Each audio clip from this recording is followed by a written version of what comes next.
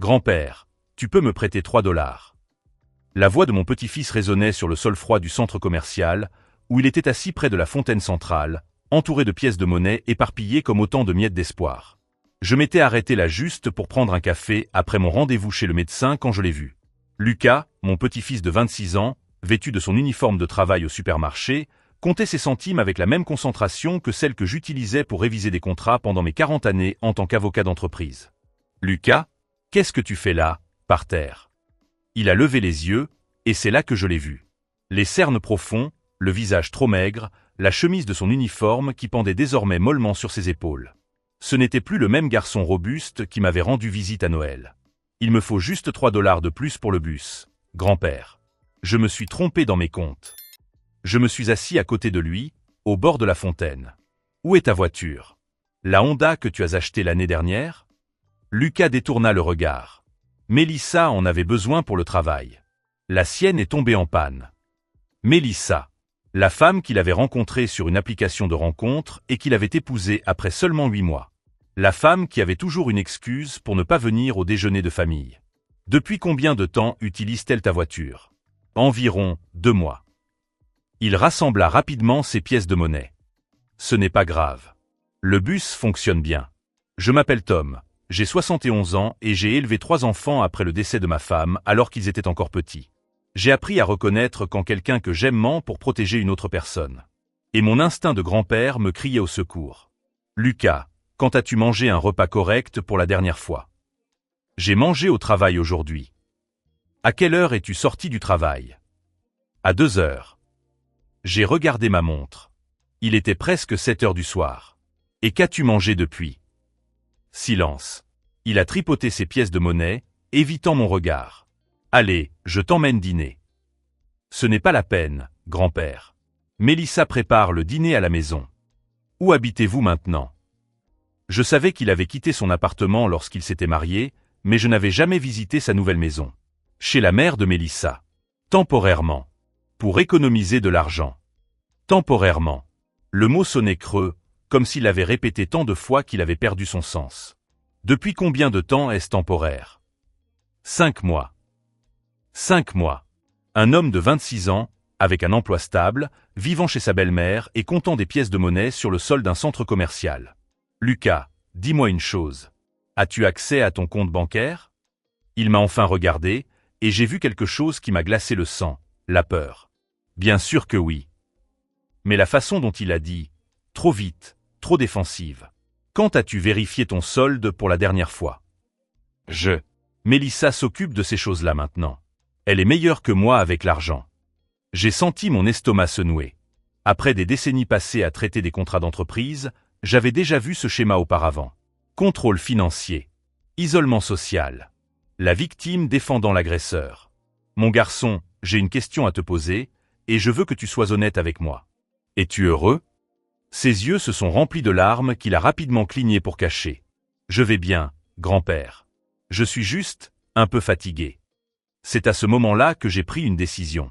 Peu importe ce qui se passait dans la vie de mon petit-fils, j'allais le découvrir. Et si quelqu'un profitait de lui, cette personne allait apprendre qu'elle s'en était prise à la mauvaise famille. J'ai pris tout l'argent de mon portefeuille, environ 80 $, et je le lui ai mis dans la main. Prends ça. Et Lucas, je veux que tu m'appelles si tu as besoin de quoi que ce soit. N'importe quoi. Il a regardé l'argent comme s'il s'agissait d'un cadeau d'anniversaire. Merci, grand-père. Alors qu'il s'éloignait vers l'arrêt de bus, j'ai senti qu'il y avait beaucoup plus à découvrir dans cette histoire. Et si vous aimez cette histoire, n'oubliez pas de vous abonner à la chaîne, car ce que j'étais sur le point de découvrir sur la vie de mon petit-fils allait tout changer. Car lorsqu'un grand-père découvre que quelqu'un fait du mal à sa famille, eh bien, cette personne ne sait pas ce qu'il attend. 3 jours après cette rencontre au centre commercial, je ne pouvais m'empêcher de penser à mon petit-fils. Après avoir défendu des entreprises dans des affaires de fraude pendant 40 ans, j'avais développé un instinct pour détecter les mensonges, et Lucas cachait quelque chose de bien plus grave qu'un simple problème financier temporaire. J'ai décidé de lui rendre une visite surprise. La maison de la mère de Mélissa était située dans un quartier bourgeois, avec des jardins bien entretenus et des voitures neuves dans les garages. Lorsque j'ai sonné à 10 heures du matin un vendredi, une femme d'une 50aine d'années m'a ouvert la porte. « Puis-je vous aider? Je suis Tom, le grand-père de Lucas. Je suis venu lui rendre visite. » Son expression a changé instantanément. Ah, vous êtes le grand-père. Son ton était glacial. Lucas est au travail. Je sais. J'ai pensé saluer la famille en attendant son retour. Eh bien, je suis Patricia, la mère de Mélissa. Et je dois dire que nous ne trouvons pas approprié que Lucas reçoive des visites sans prévenir à l'avance. Des visites? J'étais le grand-père du garçon, pas un étranger mendiant. Je comprends. Où puis-je trouver Mélissa? J'aimerais mieux la connaître. Patricia a hésité. Elle est occupée pour le moment. C'est alors que j'ai entendu une voix féminine provenant de l'intérieur de la maison. Maman, qui est-ce? C'est le grand-père de Lucas. Une jeune femme est apparue derrière Patricia. Mélissa avait environ 24 ans, des cheveux blonds platine et de longs ongles décorés. Elle portait des vêtements de marque qui coûtaient plus cher que le salaire hebdomadaire de Lucas. « Oh, bonjour !» dit-elle avec un sourire forcé. « Lucas parle toujours de vous. » C'était faux. Lucas mentionnait à peine sa femme dans nos conversations. C'est bon à savoir. Il m'a dit que vous viviez ici temporairement? Oui, nous économisons pour acheter notre propre maison. Elle échangea un rapide regard avec sa mère. Lucas est très responsable avec l'argent, vous savez. Il insiste pour économiser chaque centime. Intéressant. Lucas, comptant des pièces de monnaie sur le sol du centre commercial, ne semblait pas très compatible avec cette version de la responsabilité financière. Et sa voiture? J'ai entendu dire que vous l'utilisiez. Oh oui. Mélissa a ri. La mienne est tombée en panne il y a quelque temps et Lucas a été adorable. Il m'a prêté la sienne. Il a dit qu'il ne voyait pas d'inconvénient à prendre le bus. C'est généreux, non? La façon dont elle parlait de mon petit-fils, comme s'il était une marionnette faisant exactement ce qu'elle voulait, me donnait la nausée. Puis-je voir la chambre où il loge? Juste pour m'assurer qu'il est à l'aise. Les deux femmes se regardèrent à nouveau. En fait, dit Patricia, Lucas préfère avoir son intimité. Il a été très clair à ce sujet. Je comprends. J'ai souri, mais j'enregistrais mentalement chaque détail de cette conversation. Eh bien, quand il rentrera du travail, pouvez-vous lui dire que je suis passé?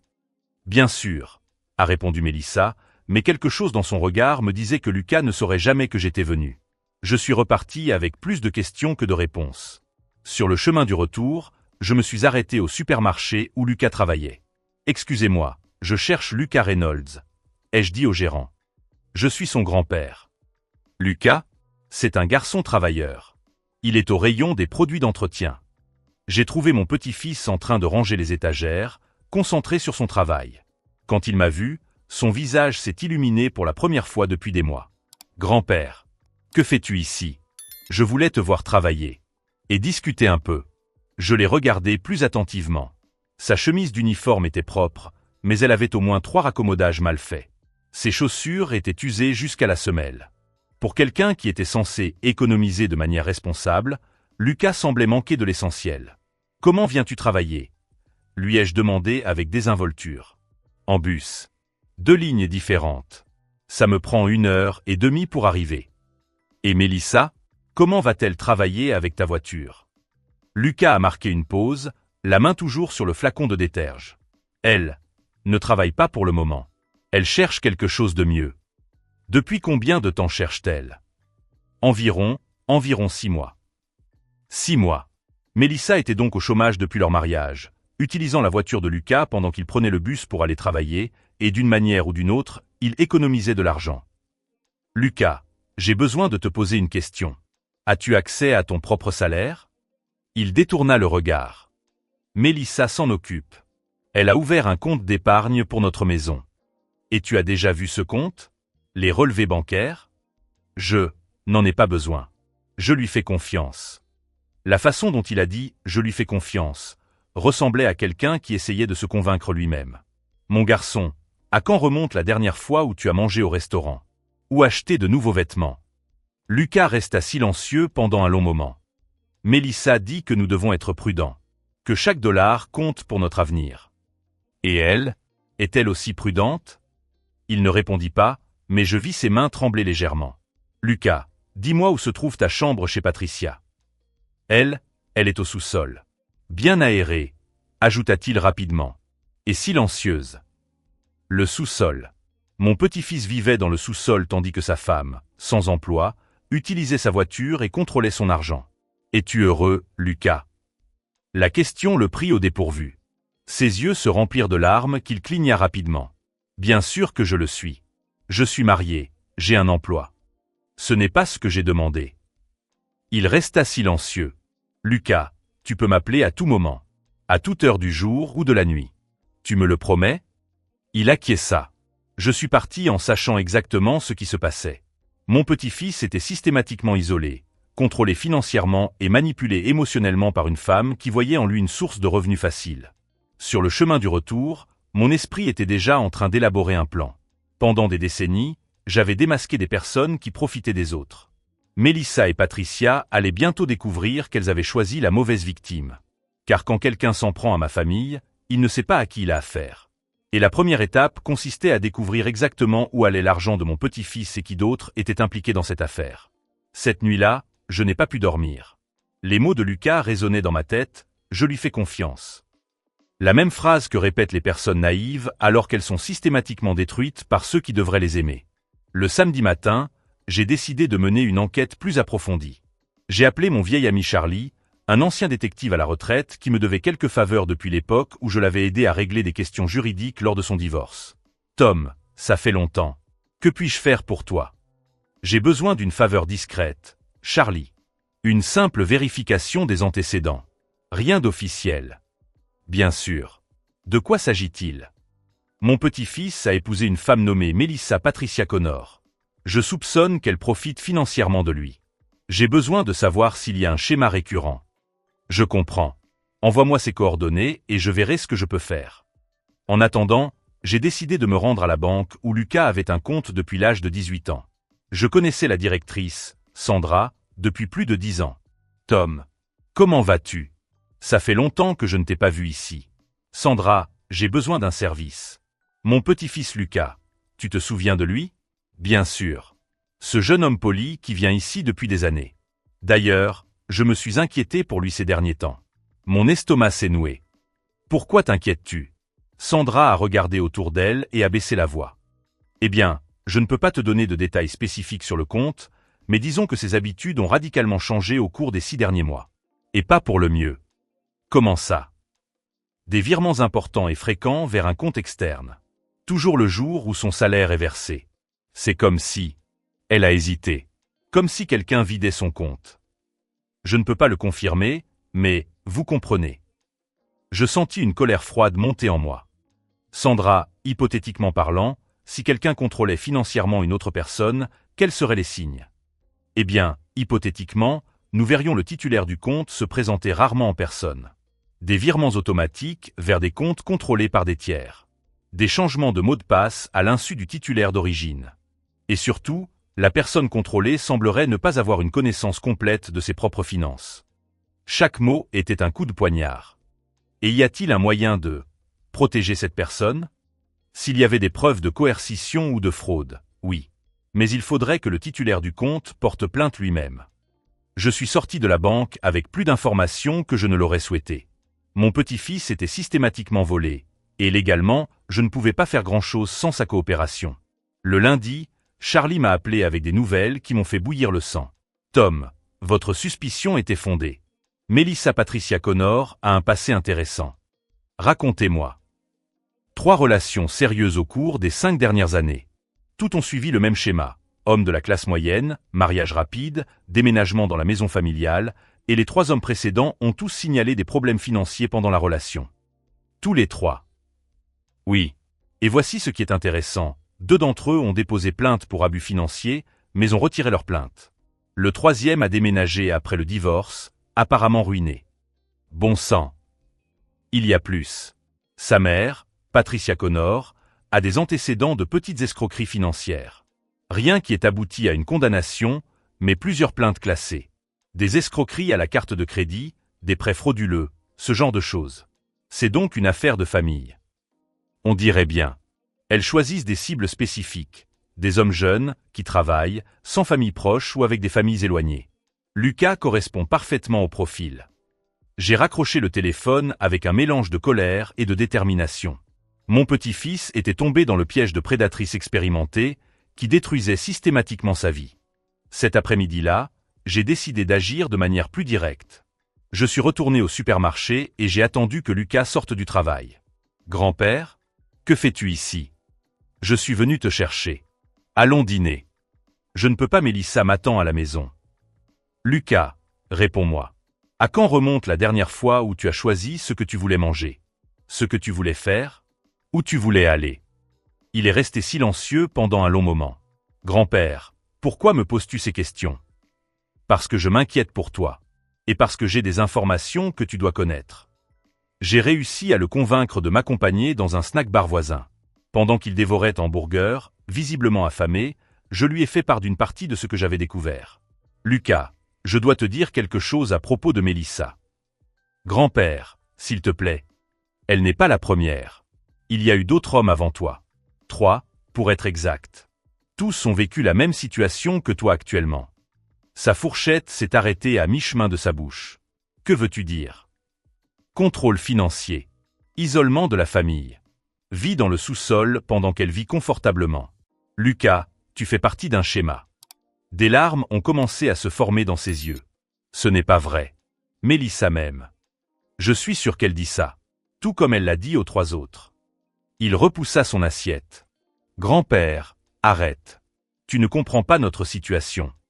Alors explique-moi. Explique-moi pourquoi un homme de 26 ans, avec un emploi stable, compte ses pièces de monnaie sur le sol d'un centre commercial. Explique-moi pourquoi tu n'as pas accès à ton propre compte bancaire. Explique-moi pourquoi ta femme au chômage utilise ta voiture pendant que tu prends 2 transports en commun pour aller travailler. C'est temporaire. Lucas. Ma voix était plus forte que je ne l'aurais voulu. Réveille-toi. Il n'y a rien de temporaire ici. Elles t'utilisent, te contrôlent, et quand elles auront fini de te sucer tout ce que tu as, elles te jetteront comme elles l'ont fait avec les autres. Il se leva brusquement. Je dois y aller. Mélissa va s'inquiéter si je suis en retard. Je lui ai gentiment saisi le bras. Lucas, écoute-moi. Je t'aime. Tu es mon petit-fils, tu fais partie de ma famille. Et je ferai tout ce qu'il faut pour te sortir de cette situation. Il n'y a aucune situation dont tu dois me sortir. Si, il y en a une. Et quand tu seras prêt à l'admettre, je serai là. Avec un plan. Il m'a regardé avec un mélange de peur et de confusion. Quel genre de plan? Le genre de plan qu'une personne qui a passé 40 ans à traiter avec des gens malhonnêtes fait lorsqu'elle découvre que quelqu'un fait du mal à sa famille. Ce soir-là, assis dans mon fauteuil avec un café déjà froid, j'ai pris une décision définitive. Je n'allais pas simplement attendre que Lucas se réveille ou se rende compte. Les prédatrices comme Mélissa et Patricia comptaient précisément sur cette passivité des familles des victimes.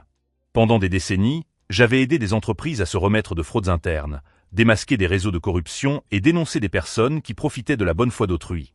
Désormais, ces compétences auraient un but personnel.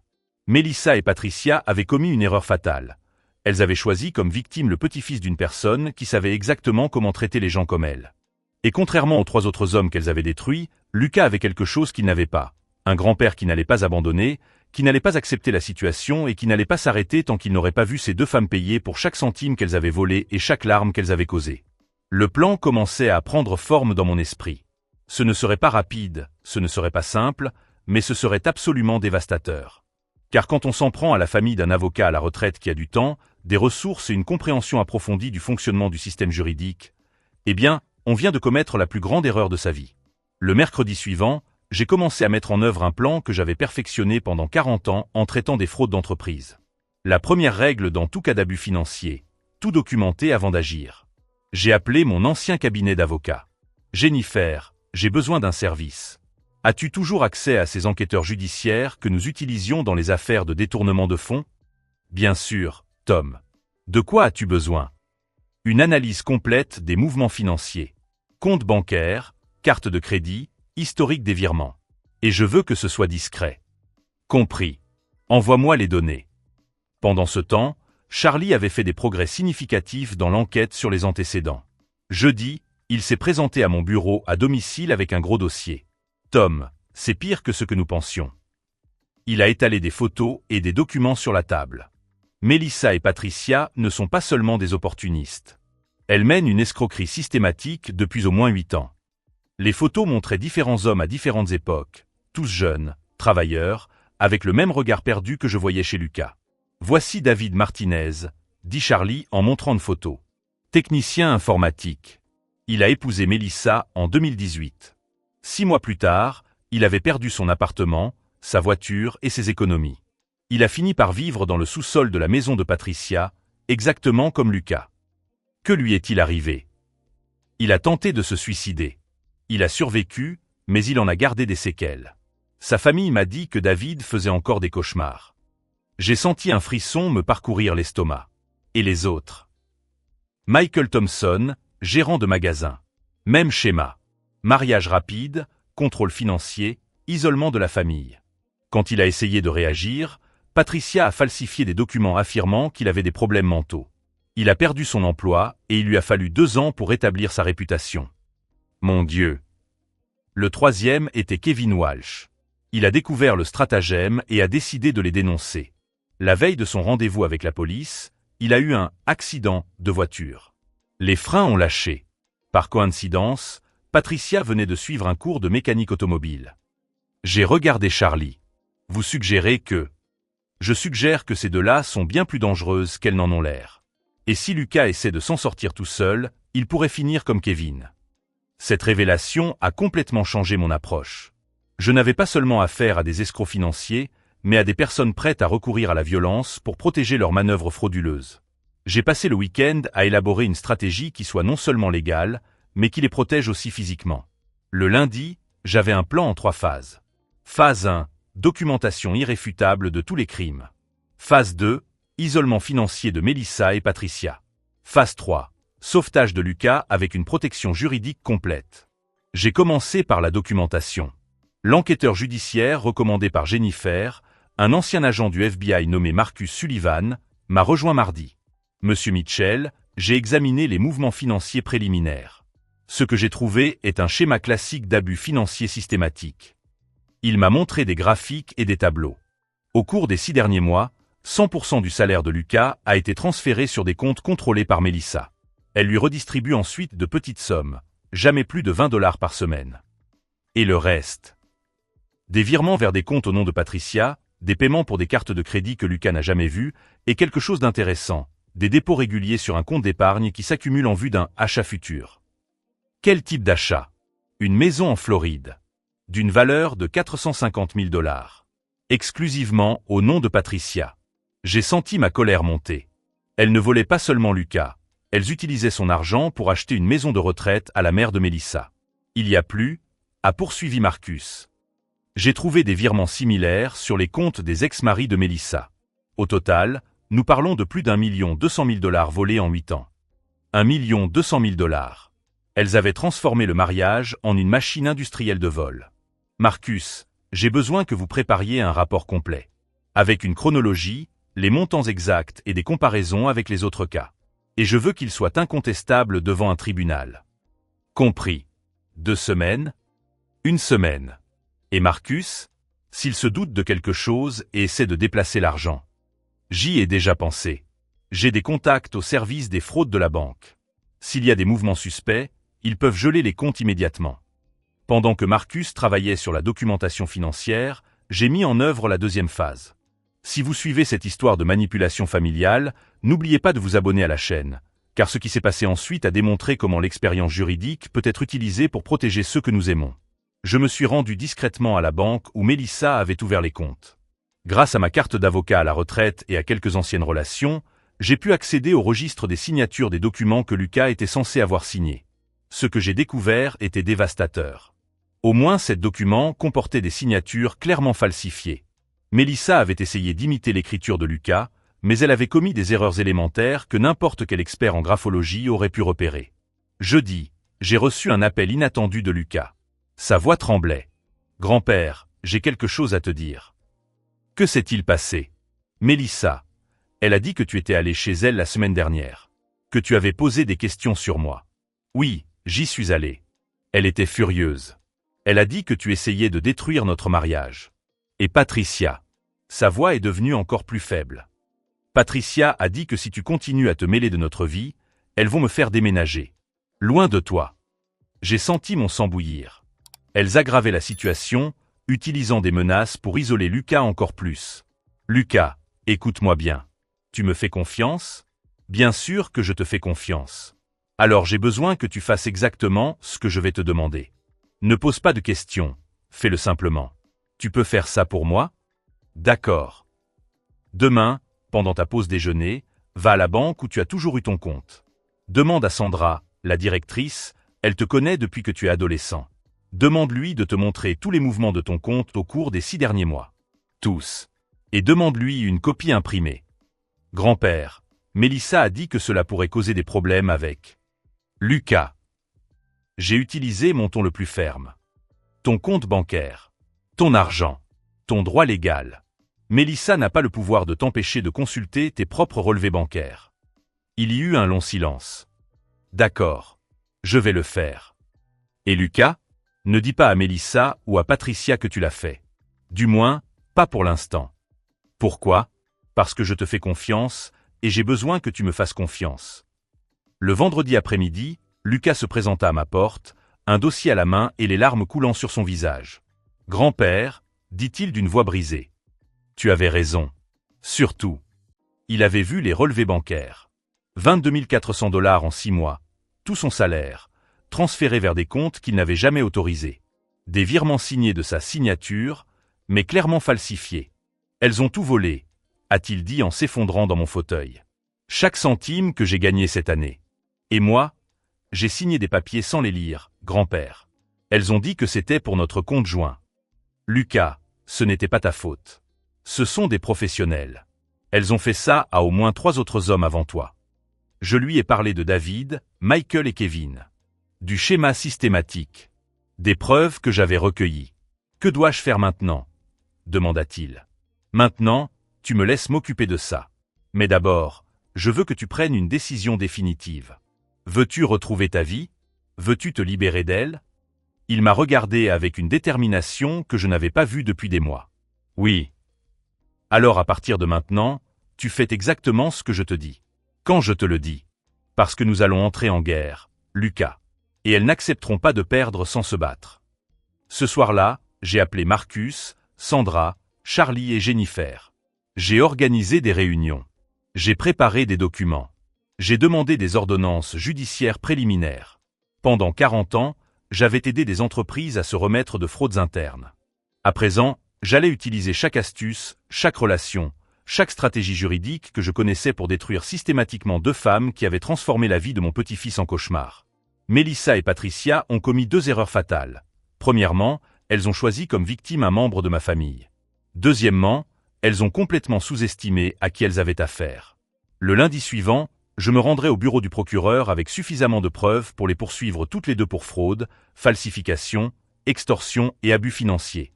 Et alors qu'elles pensaient encore contrôler la situation, j'avais déjà fait en sorte qu'elles ne puissent plus jamais refaire cela à qui que ce soit. Car lorsque vous consacrez toute votre vie à combattre les personnes malhonnêtes, vous finissez par apprendre non seulement à les détecter, mais aussi à les détruire complètement. Lundi matin, 8h15. Je suis entré dans le bureau du procureur avec un dossier qui pesait lourd, preuve de la justice qui allait être rendue. Monsieur Mitchell m'a salué la procureure Catherine Wells. J'ai examiné les documents préliminaires que vous m'avez envoyés. C'est impressionnant. Ce n'est que la partie émergée de l'iceberg. Nous avons étalé les preuves sur la table de la salle de conférence. Des photos, des relevés bancaires, des documents falsifiés, des enregistrements audio obtenus par James, les casiers judiciaires de Mélissa et Patricia, et la déposition de Lucas. De combien de crimes s'agit-il? Demanda Catherine en feuilletant les documents. Fraude bancaire, falsification de documents, extorsion, abus financiers systématiques, menaces d'enlèvement et complot en vue de commettre ces crimes. Et ce ne sont là que les crimes fédéraux. Catherine acquiesça. Avec ces preuves, je peux obtenir des mandats d'arrêt d'ici demain. Mais je dois vous avertir, monsieur Mitchell. Lorsqu'elles se rendront compte qu'elles font l'objet d'une enquête, elles pourraient tenter de s'enfuir ou, pire encore, intensifier leur violence à l'encontre de Lucas. C'était exactement ce que je redoutais. J'y ai déjà pensé. Lucas est chez moi depuis vendredi. Officiellement, il est malade et n'est pas allé travailler. Intelligent. Nous allons coordonner les arrestations pour qu'elles aient lieu simultanément. Mélissa et Patricia ne doivent pas pouvoir communiquer avant d'être arrêtées. Je quittai le bureau du procureur avec le sentiment que je protégeais enfin mon petit-fils. Mais ce sentiment ne dura que jusqu'à ce que le téléphone sonne à 2h de l'après-midi. Tom. C'était Lucas, et sa voix était paniquée. Elles savent. Mélissa vient de m'appeler en hurlant. Elle a dit que tu étais allé voir la police et qu'elle savait tout. Mon sang s'est glacé.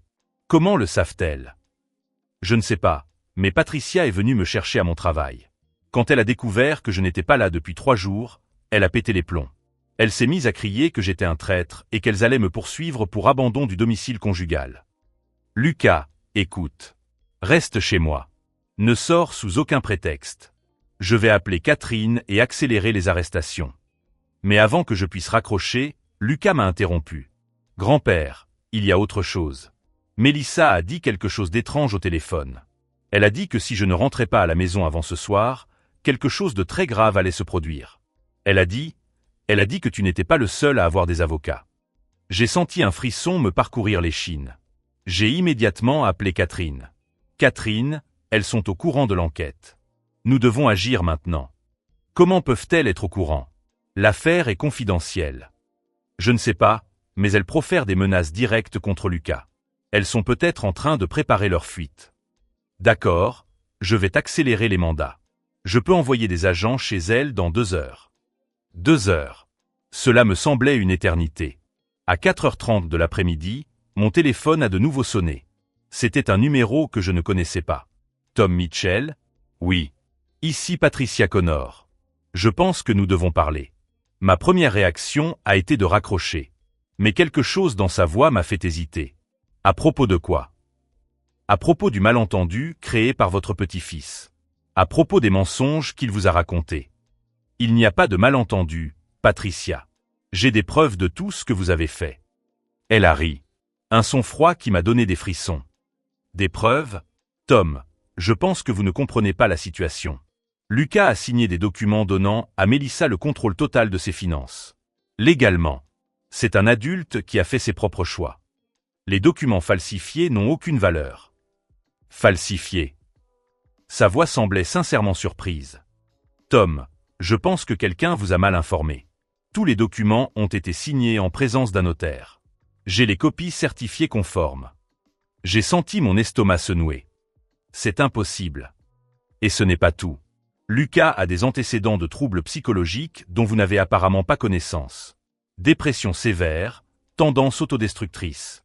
Nous avons des rapports médicaux, émis par des psychiatres réputés, prouvant qu'il n'était pas en état de prendre des décisions financières responsables lorsque nous avons signé les documents. Mon esprit s'est emballé. Si elles avaient de faux documents médicaux, nous sommes prêts à prouver devant le tribunal que Lucas est mentalement instable, a poursuivi Patricia. Que ces allégations sont le produit d'un esprit perturbé. Et vous, Tom, nous avons des preuves que vous avez encouragé ces fantasmes. Que vous, un homme âgé, avez manipulé un jeune homme vulnérable pour créer un récit mensonger. Leur plan se dévoilait. Il ne s'agissait pas seulement de voler de l'argent, mais de créer une défense juridique complète au cas où elle serait démasquée. Vous bluffez. Vraiment? Tom, vous êtes un avocat à la retraite. Vous savez comment fonctionne le système. Qui le tribunal va-t-il croire? 2 femmes respectables avec des documents complets, ou un grand-père âgé qui tente de sauver son petit-fils souffrant de troubles mentaux? Je sentis la colère bouillir dans ma poitrine. Patricia, tu as commis une erreur fatale. Laquelle? Tu as supposé que je ne savais rien de David Martinez, Michael Thompson et Kevin Walsh. Il y eut un silence à l'autre bout du fil. Tu as supposé que je n'avais pas découvert le schéma. Que je ne vous avais pas étudié aussi minutieusement que vous aviez étudié vos victimes. Je ne sais pas de quoi vous parlez.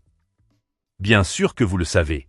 Et vous savez aussi que chaque astuce que vous venez de mentionner, les faux documents, les rapports psychiatriques falsifiés, le récit de manipulation familiale, vous avez utilisé exactement la même stratégie avec Kevin Walsh. Nouveau silence. La différence, Patricia, c'est que cette fois, vous avez choisi la mauvaise victime. Parce que contrairement aux autres membres de la famille, je ne suis pas seulement un parent inquiet. Je suis un avocat spécialisé dans la fraude d'entreprise qui a passé 40 ans à démasquer des gens exactement comme vous. Tom, je n'ai pas fini. Pendant que vous étiez au téléphone à me menacer, des agents fédéraux se rendaient chez vous avec des mandats d'arrêt. Pour fraude bancaire, falsification de documents fédéraux et complot en vue de commettre des crimes financiers. Ce n'est pas possible. Si, c'est possible. Et Patricia, ces faux rapports psychiatriques dont vous avez parlé? Le médecin qui les aurait signés a été arrêté pour falsification de documents médicaux il y a 3 ans. Il est en prison fédérale. J'ai entendu ce qui semblait être le téléphone qui tombait. Vous êtes toujours là, Patricia. Vous ne pouvez rien prouver. En fait, je le peux. Parce que contrairement à vous, je n'ai commis aucun crime pour obtenir mes preuves. Chaque document, chaque enregistrement, chaque témoin a été obtenu légalement. Et contrairement à vos victimes précédentes, j'ai les moyens de me battre jusqu'au bout. C'est alors que j'ai entendu des sirènes en arrière-plan. Patricia, vous entendez ça? Ce sont les agents fédéraux qui arrivent chez vous. En ce moment même. La communication a été coupée. 15 minutes plus tard, Catherine m'a appelé. Tom, nous les avons arrêtés toutes les deux. Mélissa a tenté de s'enfuir par la porte arrière lorsque les agents sont arrivés devant. Patricia a tenté de détruire des documents dans son bureau. J'ai ressenti un profond soulagement. Et Lucas? Lucas est en sécurité. Et Tom? Nous avons trouvé quelque chose d'intéressant dans leur maison. Quoi? Un dossier intitulé « Prochaine cible ». Elles avaient identifié 3 autres hommes. Il y avait des photos, des informations financières et des calendriers détaillés sur la manière dont elles allaient les approcher. 3 hommes qui ne sauront jamais à quel point ils ont failli voir leur vie détruite. Catherine, il y a autre chose. Pendant l'appel, Patricia a mentionné des documents falsifiés, de faux rapports médicaux et une stratégie de défense basée sur la discréditation de Lucas. Vous trouverez des preuves de cela chez elle. Parfait. Cela ajoute d'autres chefs d'accusation. Tom, ce que vous avez fait ici, a sauvé non seulement votre petit-fils, mais probablement des dizaines d'autres victimes potentielles. Ce soir-là, Lucas et moi avons dîné en silence. Il était encore en train d'assimiler le fait que ses soupçons étaient fondés, que ce n'était pas de la paranoïa ou de l'ingratitude, comme elle le disait toujours. « Grand-père, dit-il finalement, comment savais-tu qu'elles avaient déjà utilisé la même stratégie ?» Je souris. Parce que les gens comme Patricia et Mélissa ne changent jamais leur tactique. Elles se croient plus intelligentes que tout le monde, alors elles répètent exactement les mêmes schémas. Et quand on passe des décennies à étudier les schémas criminels, c'est facile à repérer. Et si elles trouvaient un meilleur avocat? Et si? Lucas, elles n'y arriveront pas. Parce que cette fois, elles ne se battent pas contre une victime isolée et confuse. Elles se battent contre le système judiciaire fédéral, avec des preuves irréfutables et sans ressources financières, car tout l'argent volé a été gelé par le tribunal. Il acquiesça, mais je voyais qu'il était encore en train de digérer tout cela. Mon garçon, tu as été courageux. Même si tu avais peur, même si tu étais confus, tu m'as fait suffisamment confiance pour me laisser t'aider. Cela a fait toute la différence. Parce que parfois, la vengeance la plus satisfaisante n'est pas personnelle, elle est systémique. Il ne s'agit pas seulement de protéger une famille, mais de démanteler toute une opération qui détruit des vies innocentes. Et quand 2 prédateurs professionnels découvrent qu'ils ont pris pour cible le petit-fils de quelqu'un qui a consacré sa vie à combattre exactement des personnes comme eux, eh bien, ils viennent d'apprendre la différence entre une victime et un adversaire. La guerre était terminée avant même qu'elles ne se rendent compte de ce qui se passait. 6 mois après le procès, j'ai reçu une enveloppe officielle par la poste. Mélissa et Patricia avaient été condamnées à 5 ans de prison fédérale pour fraude bancaire, falsification de documents et complot en vue de commettre des crimes financiers. Le remboursement total pour Lucas s'élevait à 28 000 $, chaque centime volé, avec intérêt. Mais la véritable victoire n'était pas l'argent. Grand-père, j'ai obtenu la promotion, m'a appelé Lucas un mardi ensoleillé. Superviseur de l'équipe de nuit. Et en plus, j'ai signé le contrat pour le nouvel appartement. Mon propre appartement. Souriant, j'ai regardé par la fenêtre de mon salon. Comment te sens-tu? Libre. Pour la première fois depuis des années, complètement libre. Au cours du procès, 3 autres hommes se sont présentés avec des histoires similaires. David, Michael et même Kevin, qui avaient survécu à l'accident de voiture, ont témoigné contre les 2 femmes. Leur stratagème s'est complètement effondré lorsque la procureure Catherine a présenté des preuves de plus d'1 400 000 $ de fraude sur 8 ans. L'appartement où Patricia avait prévu de prendre sa retraite en Floride? Confisqué. L'argent de toutes les victimes a été récupéré et redistribué. Lucas m'a rendu visite le dimanche suivant, apportant des pizzas et de la glace. Il semblait être un homme différent, les épaules droites, les yeux brillants, le sourire sincère. Grand-père, comment savais-tu que tu arriverais à les battre? Parce que j'ai appris une chose en 40 ans de carrière d'avocat, Lucas. Les personnes qui profitent des autres commettent toujours la même erreur. Elles sous-estiment ceux qui aiment leurs victimes. Elles ont vu en toi une cible facile et isolée. Elles n'ont pas pris en compte le fait que tu avais un grand-père têtu qui n'allait pas accepter de te voir détruit. Il a ri. Têtu, c'est peu dire. Et tu as aussi appris quelque chose d'important, n'est-ce pas? Lucas acquiesça, sérieux. Que demander de l'aide n'est pas une faiblesse. Que faire confiance aux bonnes personnes peut te sauver la vie. 6 mois plus tard, Lucas m'a présenté Sarah, une infirmière qu'il a rencontrée à l'hôpital où il fait du bénévolat le week-end. Elle a des yeux doux et rit de ses mauvaises blagues. Plus important encore, elle encourage Lucas à rester en contact avec moi, avec ses amis, avec sa propre vie. La semaine dernière, il m'a appelé, tout excité. Grand-père, Sarah a dit oui. On va se marier. Cette fois, je vais l'aider à choisir le bon partenaire pour toute la vie. Quant à Mélissa et Patricia, j'ai entendu dire que Patricia purgeait sa peine dans une prison fédérale en Arizona. Mélissa a été transférée dans un établissement du Nevada après avoir tenté de soudoyer un gardien. Ses licences pour exercer toute activité financière ont été révoquées de manière permanente. Aujourd'hui, quand je vois Lucas rire avec Sarah, je me souviens d'une leçon qui m'a pris des décennies à apprendre. Parfois, la meilleure vengeance n'est pas de détruire ceux qui nous font du mal, mais de construire quelque chose d'aussi fort et vrai que leurs manipulations deviennent insignifiantes. Lucas n'est plus une victime. C'est un homme qui connaît sa valeur, qui protège ses relations et qui ne laissera plus jamais personne le contrôler. Et moi? Eh bien, j'ai découvert que la retraite ne signifie pas cesser de se battre pour ce qui est juste. Cela signifie choisir ses combats avec plus de sagesse. Si cette histoire de famille, de justice et de seconde chance vous a touché, abonnez-vous à la chaîne pour découvrir d'autres histoires de personnes qui ont refusé d'accepter la défaite. Car en fin de compte, la famille n'est pas seulement une question de lien du sang. Il s'agit d'être présent lorsque quelqu'un que vous aimez a besoin de vous. C'est se battre jusqu'au bout. Et c'est se rappeler que, quelle que soit la gravité de la situation, il y a toujours de l'espoir lorsque les bonnes personnes s'unissent. La dernière fois que j'ai eu des nouvelles de Lucas, il planifiait sa lune de miel avec Sarah. Moi? Eh bien, j'aide un autre de mes petits-enfants qui a des problèmes au travail. Certaines personnes n'apprennent jamais que s'en prendre à ma famille a été la plus grande erreur de leur vie.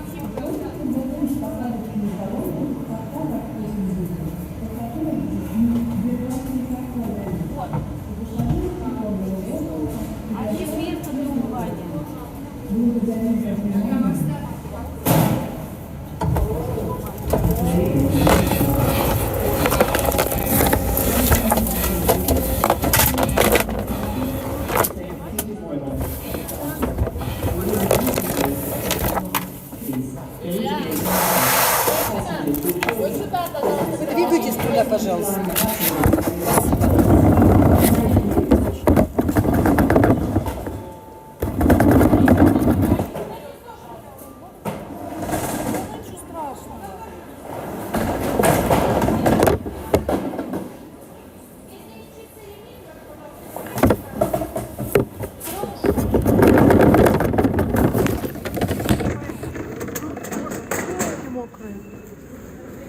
Ты куда ушел?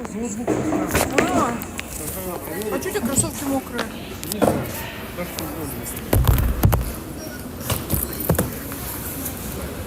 Нет, зубы еще не хватает.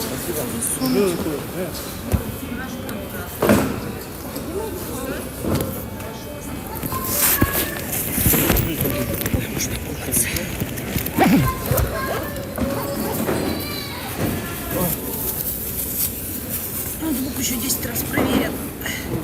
Если еще не проверят. Он как?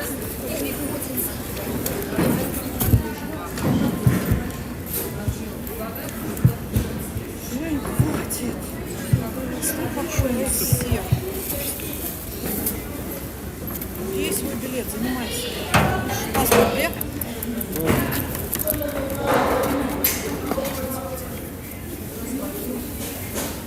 А здесь ложек нет? Портфель тут стоял. Не взял? Нет.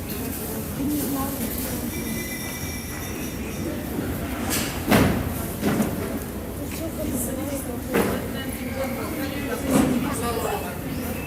Делай телефон.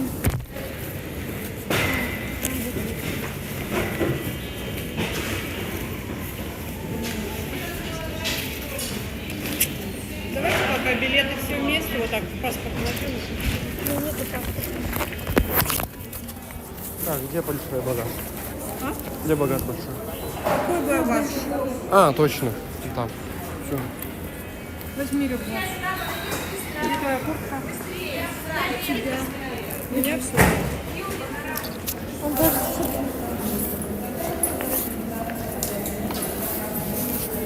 Вижу паспорт, давай сюда пока. Что, я его что, потерять что ли?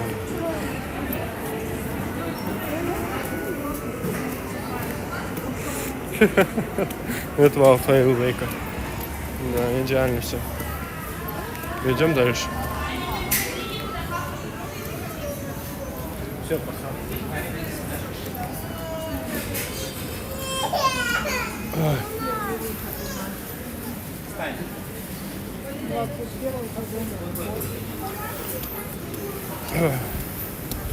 Идем дальше.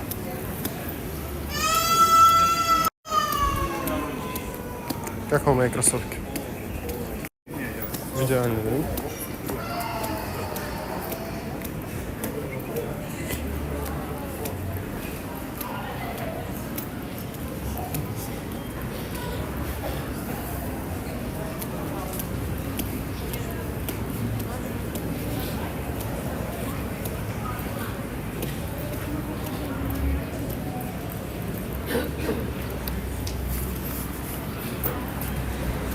Идем дальше.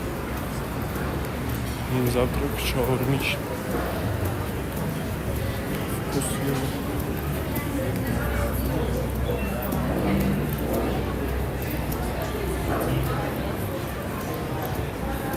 Ну что, вот это наш? Есть место, где Сумка, сумка, сумка.